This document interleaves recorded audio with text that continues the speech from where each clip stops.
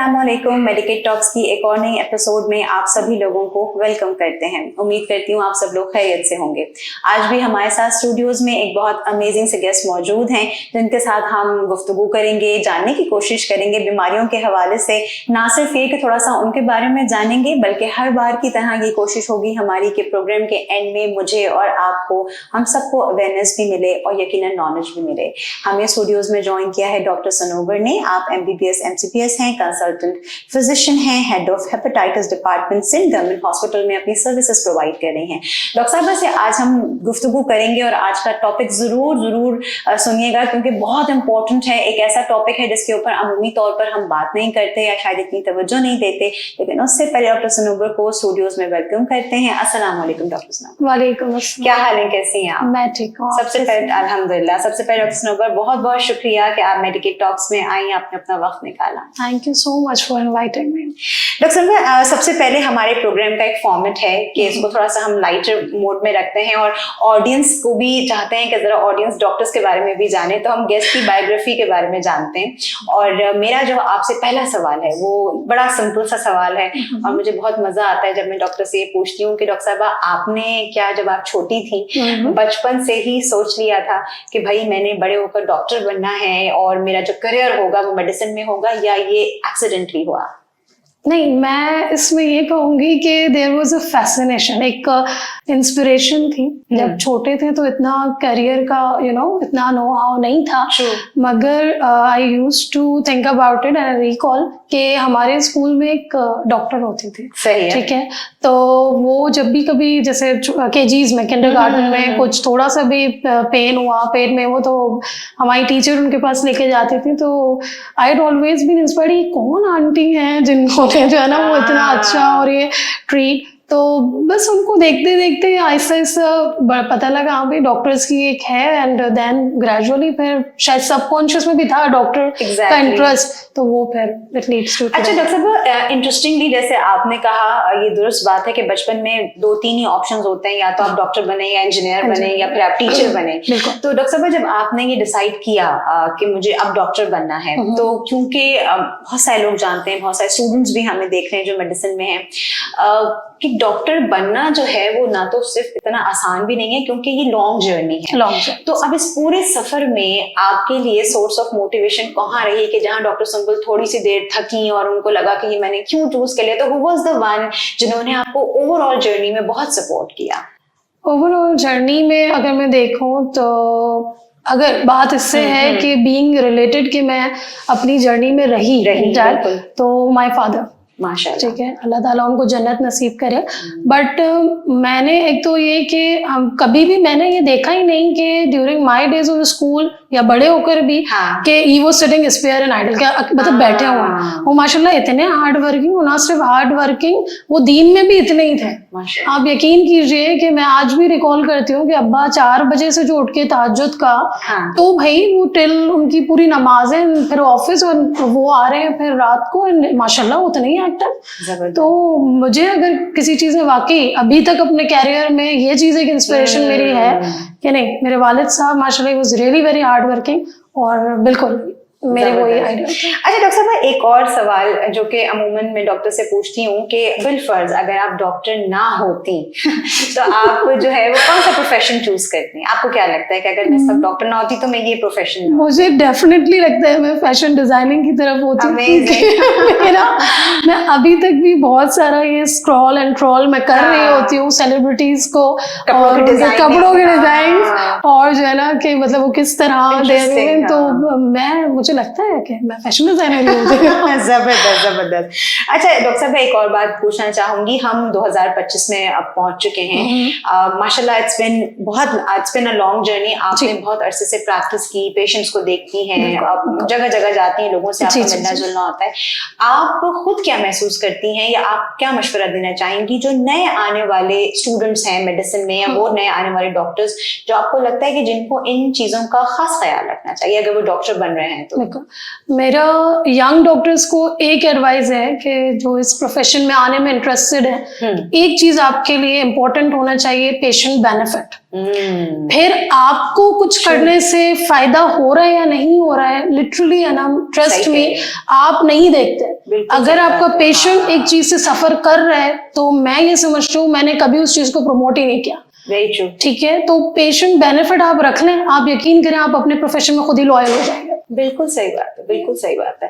अच्छा डॉक्टर साहब, एक और सवाल जो कि मुझे लगता है कि शायद कई लोगों को मालूम ही नहीं होता, और शायद कई दफा डॉक्टर्स भी शायद इस चीज को इग्नोर कर देते हैं कि वाकई ये तब्दीली हमारे अंदर आ गई, हमें पता नहीं चला। जब आप डॉक्टर बन गई एंड सिंस जब से ये जर्नी आपकी शुरू हुई है, आप खुद को क्या फील होता है कि डॉक्टर सनोबर की शख्सियत में ये एक वाज़ेह तब्दीली हो गई है? एक बहुत वाज़ेह तब्दीली जो मैंने महसूस की है वो मेरी फ्लुएंसी ऑफ स्पीच है। माशाल्लाह, आप यकीन करें, जब ओपीडी में आपके 30-40 पेशेंट्स आ रहे हैं विद इन अ डे, तो एक्चुअली आप 30-40 डिफरेंट लोगों से within the same time span मिल रहे हैं, तो ये हो ही नहीं सकता कि आप उनको देखें और बात ना करें। तो पहले आपको ये होता था कि आप हेजिटेट करते हैं, आप ये कर, अब तो पेशेंट आते हैं और बस मेरा कोई सोच ही नहीं होता, आते हैं और अब बस बीमारी से बात शुरू हुई, फिर उन तक गई, तो वो जो कॉन्फिडेंस है ना माशाल्लाह, तो मैं ये बोलूंगी कि माय प्रोफेशन जो है ना, इसने मुझे ये चीज टेलर्ड किया है कि मेरी पर्सनालिटी में कॉन्फिडेंस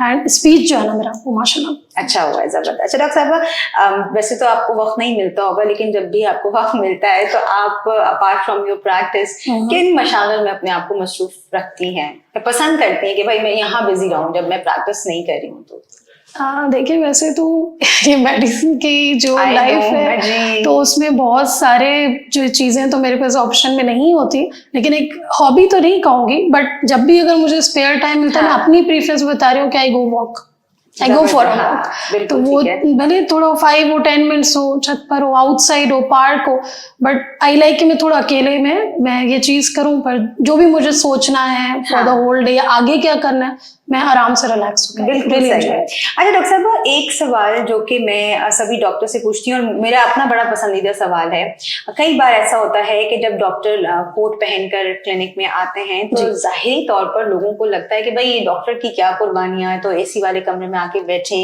पैसे भी ले रहे हैं, फीस भी ले रहे हैं और फिर भी घर चले जाएंगे हैं जी।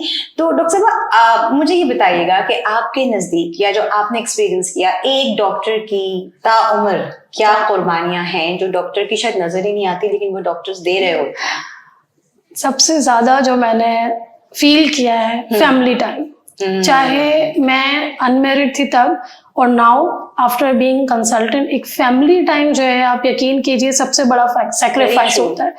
चाहे मैं जॉब पर हूँ या घर पर हूँ या आगे किसी एग्जाम्स की प्रिपरेशन कर रही हूँ, और लॉन्ग स्टडी आवर्स की आपकी सोशलाइजेशन बहुत कम हो जाती है। Very true.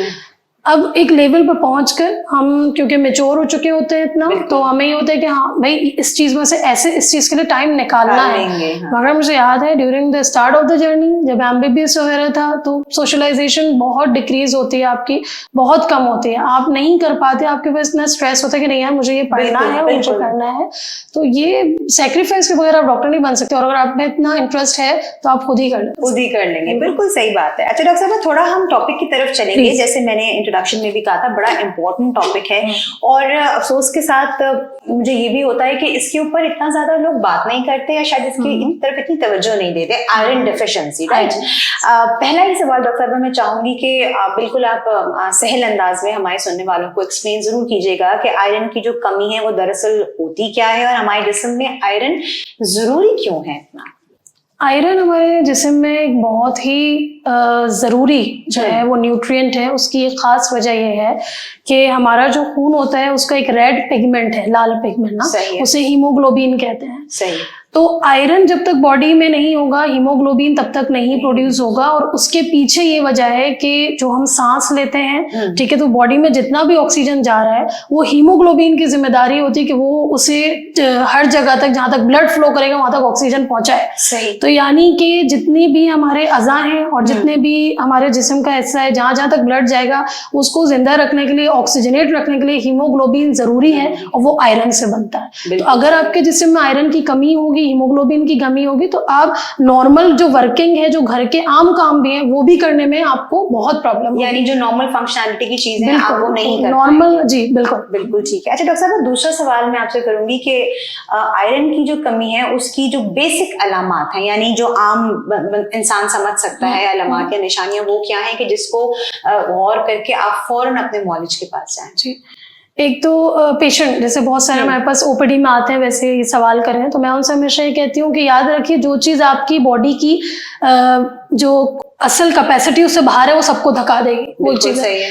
अलार्म हमेशा वहाँ बॉडी आपको सिग्नल करती है जो आप घर के या जो आपके यूजुअल काम जो आप सालों से करे आ रहे हैं और अब आपसे परफॉर्म नहीं हो सकते। उसमें बेसिकली सबसे पहले जो फीमेल हमारे पास आती है उनको मैं यही समझाती हूँ कि रूटीन के काम में अगर आपको थकावट महसूस होने लगे, रूटीन के काम से अगर आपका सांस फूलने लगे, आपको लगे कि नहीं मुझे ब्रेक चाहिए, फिर मैं वही काम जो कब से कर रही हूँ वो अब फिर मैं कंटिन्यू करूँ। सीढ़ियाँ चढ़ने से सांस फूलना, लोग काफी अरसे से जो है वो अपने ऊपर स्टोरीज में रहते हैं लेकिन अब शिकायत करते हैं अब नहीं चढ़ा जा रहा। ठीक है, बालों का गिरना इसमें एक है, नाखूनों का पीला होना है, और काफी ये देखा गया है मैंने फीमेल्स को भी मेल्स को भी कि वो कहते हैं नींद की शिकायत। तो ये नींद की शिकायत मैं हमेशा पेशेंट को समझाती हूँ, अगर आपको लगता है आपको कोई शुगर नहीं है, आपको ब्लड प्रेशर नहीं है और फिर भी आपको नींद नहीं आ रही, otherwise you are all healthy, तो फिर आप जरूर इस तरफ तवज्जो दीजिए कि कहीं ना कहीं जो है आप मॉलिज से कंसल्ट करें, वो आपके टेस्ट करवाते हैं, complete blood count, serum ferritin levels, तो वहां से पता लगता है कि हाँ ये एक आयरन की कमी है जो इन सारी चीजों को प्रमोट कर। बिल्कुल ठीक है। डॉक्टर साहब, एक सवाल जहन में और उभरता है कि कई बार लोग ये समझते हैं कि आयरन, जैसे मैंने शुरू में भी कहा कि इसको इतनी तवज्जो से नहीं देखा जाता, वो लोग, या ये भी हमें जरूर बताइएगा कि अगर आयरन की कमी हो जाए तो क्या ये वाकई ही में सेहत के लिए आगे जाके खुदा ना खास्ता खतरे का बाइस बन सकती है अगर तवज्जो ना दें तो? बिल्कुल, आयरन की कमी का मैं सबसे पहले तो ये कहना चाहूंगी कि हमारा जो दिल है उसका बेसिक काम है खून को पंप करना। अगर आपकी बॉडी में खून की कमी होगी तो वो जो उसका काम है वो डबल हो जाएगा। ठीक है, तो वैसे तो ये बहुत ज्यादा आगे की प्रेजेंटेशन होती है और इसको हम अनीमिक फेलियर भी कहते हैं, लेकिन आयरन के लिए सबसे जो बेसिक बात है वो ये भी है कि पेशेंट को डिप्रेशन से भी होने लगता है कि मैं नॉर्मल काम जो परफॉर्म कर रही थी मैं वो नहीं कर पा रही, और इससे बहुत ज्यादा खवातीन स्पेशली जो रिप्रोडक्टिव एज ग्रुप में है, जो हमल के प्रोसेस से गुजर रही हैं, उनके लिए आयरन बहुत जरूरी है, क्योंकि आपके जिस्म का एक एक न्यूट्रिएंट आने वाले बेबी के साथ आप शेयर कर रहे हैं, चाहे उसमें विटामिन डी हो चाहे उसमें आयरन हो। अगर आपके अंदर आयरन की कमी होगी तो एक आने वाले बच्चा अपनी जो नशोनुमा है इवन वो 9 मंथ तक नहीं कर पाता, उसको हम इंट्रायूटेराइन ग्रोथ रेस्ट्रिक्शन भी कहते हैं कि नशोनुमा नहीं हो पाती पैदा होने वाले बच्चे की, तो उससे उसका लो बर्थ वेट और मुख्तलिफ, तो आपकी जो जिंदगी है उसमें आयरन का बहुत जरूरी किरदार है और ये अगर कमी हो तो उसको फौरन रिप्लेस होना चाहिए। अच्छा डॉक्टर साहब, क्योंकि आपने खवातीन की बात की तो एक सवाल जहन में यहाँ और उभरता है कि वो खवातीन जिनकी जब वो अपने मेंस्ट्रुअल वाले पीरियड में होती हैं तो जब उनको हैवी ब्लीडिंग होती है तो कई बार वो भी शायद इस चीज को इग्नोर कर देती है कि वहां भी क्या आयरन की कमी होती है, और अगर किसी खातून को या किसी भी लड़की को हैवी मेंस्ट्रुअल ब्लीडिंग होती है तो उसको क्या अलग से स्पेशली अपने लिए आयरन के सप्लीमेंट्स या कोई भी ऐसी फौरन से दवा या कोई भी चीज देने की जरूरत होती है? सही, बहुत अच्छा क्वेश्चन किया आपने अनम, और मैं इस क्वेश्चन को 2 में जरा डिवाइड करूंगी और उसमें पहला फेज में ये बताऊंगी कि देखिए केस एक होती है रूटीन साइकिल जो एवरी फीमेल को हर मंथ होता है, एक होता है हैवी मेंस्ट्रुअल साइकिल। दोनों केसेस में एक जो है बीमारी है, ठीक है, क्योंकि हैवी मेंस्ट्रुअल साइकिल हर एक को नहीं होगा, वहां पे कोई ना कोई फिब्रॉइड है, कोई ना कोई गायनेकोलॉजिकल इशू। मैं हमेशा पेशेंट को ये समझाती हूँ आने वाली खवातीन को कि आप की आयरन की कमी जो है ना वो इससे इसलिए मुतासर होती है कि हमारे यहाँ सबसे प्रॉब्लम है कि जो हमारी यंग गर्ल्स हैं उनको पता नहीं क्यों खाना इतना अच्छा नहीं लगता, डाइटिंग का इतना शौक होता है कि देखिए कि ये मेंस्ट्रुअल साइकिल जो है वो कुदरती तौर पर अल्लाह की तरफ से एक चीज है, वो कभी भी आपकी बॉडी को इफेक्ट नहीं करेगी, बट आप उसको रिप्लेस तो करें। अगर आप बैलेंस डाइट नहीं लेंगे, ठीक है, तो आपकी बॉडी में आयरन नहीं पहुंचा तो जो लॉस आपके ब्लड का इस मंथ हुआ वो तो अगले मंथ भी होगा, बट एनीमिया इज बिकॉज कि आपने अपनी बॉडी को तवज्जो नहीं दी। तो इस चीज को ओवरकम करना चाहिए और बिल्कुल डाइट का ख्याल रखना चाहिए। डॉक्टर साहब थोड़ा सा अब हम बात करेंगे डाइट की भी। ऑफ कोर्स लोग आपके पास आते भी होंगे और पूछते भी होंगे, लेकिन आपको क्या लगता है अगर हम लाइफस्टाइल मॉडिफिकेशंस की बात करते हैं तो आयरन की कमी किसी भी खातून को या इवन किसी भी अगर मर्द को, किसी भी अडल्ट को है, बच्चे को है, तो खाने पीने में कौन कौन सी ऐसी कुदरती ग़िज़ाएं हैं जिनको हम अपने घर में अपने खाने में अमूमी तौर पर इस्तेमाल कर एक नेचुरल सोर्स ऑफ आयरन दे सकते हैं? देखिए, इसमें एक तो मीट आता है, गोश्त, चाहे वो बड़े का हो या बकरे का हो, जैसा भी गोश्त हो, और कलेजी, तो उसके अंदर बहुत हाई आयरन कंटेंट होता है और ये इजी अवेलेबल भी है, आपने कहीं से अलग से कुछ नहीं करना। लेकिन हमारे पास और फल भी हैं और सब्जियां भी हैं, जैसे सब्जियों में चुकंदर है, पालक है, इसका हाईएस्ट कंटेंट है आयरन में। आप वो है उसको कहते हैं स्वीट पोटैटो, जिसको वो है, और इसके अलावा फ्रूट्स में सेब है, स्ट्रॉबेरीज हैं, ठीक है, और आयरन जो है हमारे बनाना में भी काफी हद तक आयरन होता है। आगे आगे सर्दियों का मौसम आ रहा है तो मैं इसलिए पूछूं, लोग अक्सर बड़े शौक से ड्राई फ्रूट्स खाते हैं। जी बिल्कुल, तो बिल्कुल, उनके अंदर किशमिश और आपका जो है आप बादाम भी ले सकते हैं, किशमिश, और जो मुनक्का, और ठीक है, और जो इंजीर होती है, तो ये basically they all have the very high iron content. तो आप बिल्कुल आने वाली सर्दियों में इनको अपनी ग़िज़ा में शामिल करें। बिल्कुल सही बात है। अच्छा डॉक्टर साहब, फिर एक और सवाल ज़हन में उभरता है कि अब बहुत सारे लोग ऐसे हैं जो शायद इतने शौक से गोश्त नहीं खाते। हम तो अमूमी तौर पर देखते हैं कि सारा तर सबका जोर चलता है, वो बेचारी ले दे के चिकन तो डॉक्टर साहब वो तो जो ईद बकरीद आई तो कभी आपने गोश्त खा लिया, सीधी बात है। तो अब किसी शख्स के अंदर फॉर एग्जाम्पल ग़िज़ा से वो कमी पूरी नहीं हो रही और हमारे प्रोग्राम के बाद कोई भी पेशेंट जो है वो कोई भी शख्स आपके पास आता है, तो डॉक्टर साहब ये भी प्लीज बताइएगा, अगर आप किसी भी मरीज में या किसी भी शख्स में कमी देखती हैं आयरन की, तो उसकी क्या कोई मियाद होती है कि भाई इतने से इतने टाइम तक आपने आयरन की दवाइयां लेनी है और उसके बाद आप उसको छोड़ सकते हैं, यू कैन स्किप? ये भी प्लीज जरूर बताइएगा।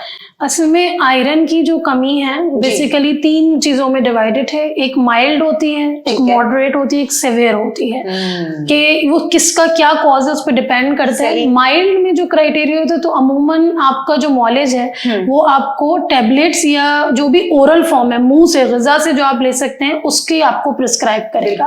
और अगर मॉडरेट होंगी तो आयरन के इंजेक्शन लगेंगे, और अगर सेवियर होता है खुदा ना खास्ता कभी इतना ज्यादा तो उसमें खून की बोतल से भी रिप्लेस होता है। तो हमारा बेसिक जो इस टाइम क्वेश्चन है रेलेवेंट आयरन सप्लीमेंट के हिसाब से, तो बिल्कुल आयरन की काफी तरह के सप्लीमेंट्स आते हैं, तो आप अपने मॉलिज से कंसल्ट करें, वो आपके टेस्ट कराएगा और उसके बाद वो जो भी जो है वो उसको बेहतर लगेगा वो आपको आयरन सप्लीमेंट्स देगा। डॉक्टर साहब यहाँ एक सवाल मैं क्योंकि आवाम की तरफ से निशानदेही करके पूछ रही हूँ सवाल, अमूमी तौर पर लोग ये भी देखते हैं कि जब वो विटामिन्स पे जाते हैं या इवन ये तो हमने प्रेगनेंसी में भी खवातीन का अक्सर सुना, मैंने अपनी बहुत सारी कजन्स को, बहनों को ये कहते सुना कि जी अब डॉक्टर ने दवाइयां दे दी हैं आयरन की, ठीक है, अब वो दवाई खा रहे हैं तो मैदे में जलन हो रही है, भारीपन महसूस हो रहा है, या ये भी एक कॉमन मिथ है, आप ही बेहतर बता सकती हैं कि अगर आपको डॉक्टर तजवीज कर रहा है खुद से नहीं कि आपको ये आयरन की दवाइयां लेनी है, तो डॉक्टर साहब क्या उन दवाइयों का या उन सप्लीमेंट्स का वाकई में मैदे पे असर होता है?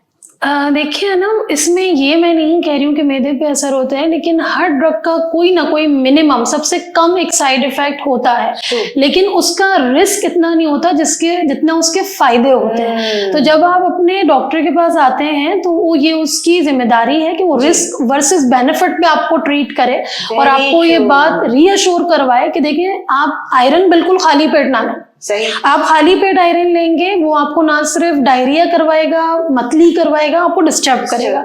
तो हमेशा खाने के आधे घंटे बाद तक आप आयरन लीजिए जो भी सप्लीमेंट है, और उस दौरान मैं मरीज को ये जरूर कहती हूँ कि आपके विटामिन सी जो घर में नेचुरल सोर्स है, लाइक लीमू है, आप कॉमनली अपनी सलाद में डाल के खा सकते हैं, या ऑरेंजेस का अगर टाइम है तो वो भी लें। तो ये जो स्कॉर्बिक एसिड विटामिन सी है ये आयरन की एब्जॉर्प्शन को और मजीद बढ़ा देता है, जिससे आपकी डिमांड जल्दी पूरी होती है। चाहिए। वैसे मिनिमम हम ये कहते हैं कि आयरन की थेरेपी जो है ओरल वाली भी, वो कम से कम भी 1.5 माह से 3 माह तक की होनी चाहिए, ठीक है। और साथ में फिर ये वाली ग़िज़ाएं हैं, आप वो भी यूज करते हैं साथ में, ये जैसे मैं नींबू और विटामिन सी का बताया, तो इससे एब्जॉर्प्शन अच्छी होती है, तो जल्दी कवर होता है। डॉक्टर साहब बस एक आखिरी सवाल आपसे करना चाहूंगी, मुझे लगता है बहुत बेहतर तरीके से आप भी बता सकती हैं।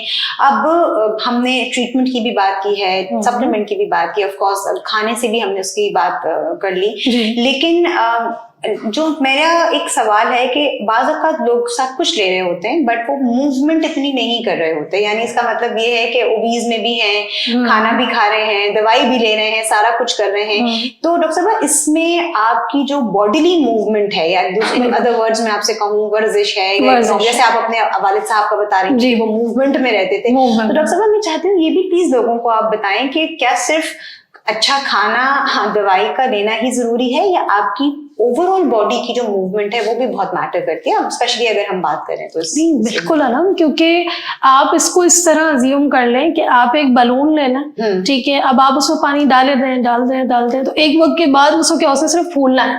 तो the same is the case, आप अपनी बॉडी में सिर्फ ये सोच के कि नहीं डॉक्टर ने कहा था balance diet is very important और आयरन की कमी मुझे इससे पूरा करना है, डाइट पे हो रहा है, तो वो तो यूज ही नहीं हो रहा। जब आप फिजिकल एक्टिविटी करेंगे तो उसमें से जो चीज आपके लिए जरूरी है वो बॉडी यूज करेगी, जो नहीं है वो एक्सक्रीट हो जाएगा। लेकिन अगर आप फिजिकल एक्टिविटी नहीं करेंगे तो सब चीजें ही आपके अंदर होंगी, जो गैर जरूरी है वो भी, तो फिर वो ओबेसिटी, और फिर आपको पता है कि मोटापे से कितने ज्यादा मसाइल आगे आते हैं और ये सब चीजें। तो डेफिनेटली फिजिकल एक्टिविटी के बगैर या वॉक के बगैर, और यहाँ पे हमारी खवातीन का एक कॉमन मिथ है, मैं आज बल्कि क्लियर करूंगी आपके शो के थ्रू, कि मैं किचन का काम बहुत करती हूँ, वॉक हो जाती है। नहीं please, through this forum, kitchen के काम करने में आप इतनी बार ब्रेक लेती हैं कि आपको खुद अंदाजा नहीं होता। आप किचन से निकली हैं, 5 मिनट पानी पीने बैठ गई, आपको ये वॉक नहीं है। वॉक का मकसद होता है डेडिकेटेड, ठीक है, आपने उस टाइम तमाम एक्टिविटी को साइड पे कर देना है, सिर्फ वॉक करनी है। और मैं अपने पेशेंट से कहती हूँ 5 दिन हफ्ते में भले आप 20 मिनट से स्टार्ट कीजिए, प्लीज एकदम 2 घंटे से स्टार्ट मत करें, क्योंकि आप इतना फटीक हो जाएंगे कि आप वॉक भी छोड़ देंगे। तो 20 मिनट और 5 दिन इनफ है। वीकेंड आप एंजॉय करें, ठीक है, आप वॉक ना करें। तो यहाँ से आप स्टार्ट करें और आहिस्ता ऐसा जब आपकी बॉडी अडेप्ट करने लगे आप इस टाइम ड्यूरेशन को बढ़ा लीजिए। तो इस तरह जो है आपने वो कहते हैं ना कि वो एक कूजे में बंद करने वाली बात है, आपने इतनी खूबसूरती से सारी बात, क्योंकि ये बहुत जरूरी था। बहुत जरूरी तौर पर ये भी करते हैं कि वो सारी चीजें कर रहे हैं लेकिन अपनी फिजिकल नहीं है। Thank you so much doctor Sanobar, सबसे पहले तो आपका। और प्रोग्राम में हमारा एक बड़ा मजेदार सा सेगमेंट होता है जो हम सबको बड़ा पसंद है, जिसमें हम डॉक्टर्स के साथ एक क्विक सा रैपिड फायर करते हैं और आपको मुश्किल में ज्यादा नहीं डालते, और हम चाहेंगे कि आप भी ज्यादा हमें मुश्किल में ना डालें। जो आपके जहन में पहली बात आती है ना, बस आपने वो हमें बता देनी है, ठीक है डॉक्टर साहब? अच्छा, पहला सवाल आपसे करूंगी कि कौन सी ऐसी पहली एप्लीकेशन है डॉक्टर साहब जैसे ही अपना फोन ऑन करती हैं वही यूज करती हैं? व्हाट्सएप। अच्छा डॉक्टर साहब, आपसे एक और सवाल करूंगी कि आपके पास पेट्स हैं? Do you have pets? आपको अच्छे लगते हैं पेट्स रखना? पेट्स घर में है, कैट है। ओके, बिल्कुल ठीक है। एक और सवाल कि डॉक्टर साहब, आपको कंट्री लाइफ अच्छी लगती है या सिटी लाइफ? कंट्री लाइफ का चार्म है, सुकून, पीस और बिल्कुल। अच्छा डॉक्टर साहब, बस अब जब आपकी वीकेंड स्टार्ट होते हैं, वैसे तो आई नो कि डॉक्टर्स की कमी होते हैं, लेकिन पहली चीज जो डॉक्टर सनोबर अपने वीकेंड पर करती हैं या करना पसंद करती हैं? फैमिली के साथ जबरदस्त सा ब्रेकफास्ट मेरी बड़ी वीकनेस है, और मेरा ये इंक्लिनेशन होता है द डे हमारा वीकेंड स्टार्ट हो, मेरा सबसे फोकस ये होता है कि जबरदस्त बस ब्रेकफास्ट। जबरदस्त। डॉक्टर साहब, अभी भी आज के दौर में भी आप क्या प्रेफर करती हैं, सीढ़ियों से चढ़ के जाना या लिफ्ट? सीढ़ियों से चढ़ के जाना, सीढ़ियों से चढ़ के जाना, क्योंकि अभी भी ये देखिए फिजिकल एक्टिविटी का हिस्सा बन जाए, तो ये बिल्कुल सीढ़ियों से चढ़ के। बिल्कुल ठीक है। डॉक्टर साहब, कोई एक स्किल जो आपको लगता है कि काश मेरे पास ये स्किल होती, वो कुछ भी हो सकती है, जो आप कभी मुझे लगता है ये दूसरों की जजमेंट, मैं इसमें बहुत वीक हूँ। एकदम से ये नहीं समझ पाती कि सामने वाला जो कह रहा है वो तनकीद है या तारीफ है, तो वो जजमेंट मेरे अंदर अगर होती तो मैं बहुत खुश होती। सही, बिल्कुल सही, दैट्स अमेजिंग। अच्छा डॉक्टर साहब, एक और सवाल कि आपने अभी कोई रीसेंट कोई बुक पढ़ी हो, कोई ऐसी मूवी देखी हो जो आपने बहुत एंजॉय की हो और आप हमारे साथ भी शेयर करें कि वो जरूर देखें या पढ़ें, कुछ भी? मूवीज तो देखती हूँ अक्सर, क्योंकि जो है वो जरूरी है फ्रेश होने के लिए, लेकिन अब ये सोच रही हूँ कि कौन सी रिकमेंड करूँ। जो आपको बहुत अच्छी लगी, आपको लगा कि हाँ वाकई ये थोड़ी देखनी चाहिए ना, अच्छी मूवी थी, अच्छी बुक थी। अच्छा भाई, सबका एक अलग वो होता है, टेस्ट होता है। मैं सॉरी थोड़ा सा जो ये क्राइम और ये जो इस तरह की सीरीज होता है, वैसे मैं ये ज्यादा देखती हूँ, लेकिन सही कह रही हो आप, बिल्कुल डर के ना बोले, मैं भी बहुत मुझे पता नहीं क्यों, बस मुझे लगता है इसमें कुछ ना कुछ, और आपको कुछ ना कुछ लर्न करने को मिलता है। अच्छा ये भी एक तरीका होता है इनका, ये भी एक तरीका होता है। तो बस उस हिसाब से अगर मैं मतलब लेबल तो नहीं करूंगी, लेकिन इस तरह का मतलब मैंने देखा। सही, बिल्कुल ठीक है। अच्छा डॉक्टर साहिबा, आपकी ड्रीम डेस्टिनेशन अगर मैं आपसे पूछूं तो वो क्या है, जहाँ पे डॉक्टर सनोबर कभी इमेजिन करती हैं कि भाई यहाँ मैं जरूर एक दफा जाऊंगी, वो क्या है? वो स्विट्जरलैंड है। उसकी 3 रीजंस हैं, greenery, peace and eatery. All 3 best है वहाँ के। तो ये चीज बिल्कुल ठीक है। डॉक्टर सनोबर का फेवरेट सीजन कौन सा है? विंटर। बिल्कुल ठीक है। डॉक्टर सनोबर, एक और सवाल, कोई एक ऐसी मिथ जो आज भी आपके पास आते हैं पेशेंट्स लेके, तो डॉक्टर सनोबर बहुत हंसती हैं दिल में कि भाई ये कैसे खत्म करूं, मैं क्या करूं कि जिससे ये पेशेंट्स की ये चीज हल हो जाए, वो क्या चीज है? कोई एक बात।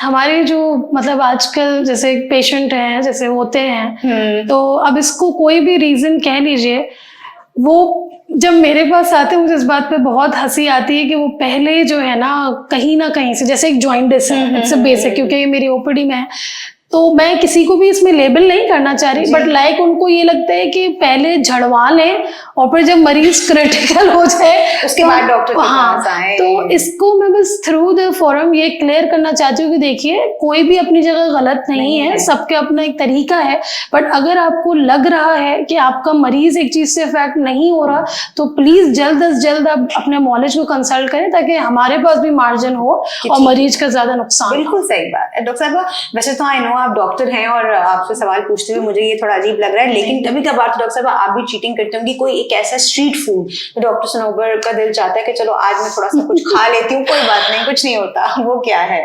गोलगप्पे, और वो भी मीठी चटनी। जबरदस्त डॉक्टर साहब, वो तमाम लोग जिन्हें हम गोलगप्पे पसंद है, बस उनके इस वक्त मुंह में पानी आना शुरू हो गया होगा। डॉक्टर साहब, एक आखिरी सवाल कि माशाल्लाह you have achieved a lot, लेकिन कोई भी एक ऐसा गोल रिलेटेड टू एनीथिंग जो आपको लगता है कि मेरा है और मैं उसको लुक फॉरवर्ड कर रही हूँ इंशाल्लाह ताला आने वाले फ्यूचर में कि मुझे वो करना है कंप्लीट?